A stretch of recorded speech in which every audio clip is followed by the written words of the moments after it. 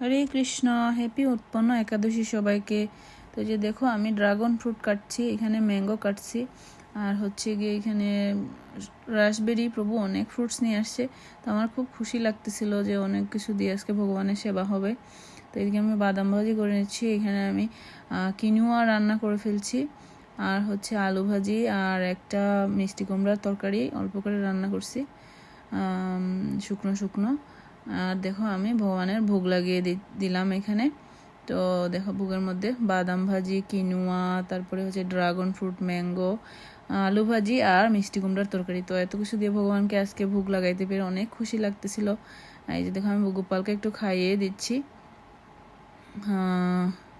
গোপাল সোনাটা wait করতেছিল, অনেক hungry ছিল, তো আমি ওকে খাইয়ে দিচ্ছি একটু, আমার সোনামণিকে।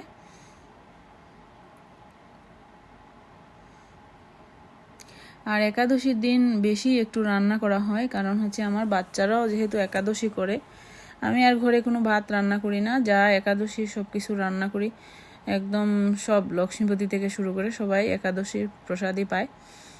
আর এই যে দেখো আমি গোপালকে খাইয়ে দিচ্ছি। আর বাচ্চাদের জন্য যদি আমি রান্না না করি তাহলে কিন্তু ওরা নেক্সট টাইম আর একাদশী করতে মানে ওরা উৎসাহী থাকবে না, সেই জন্য আমি ওদের জন্য একটু বেশি বেশি রান্না করতে হয়।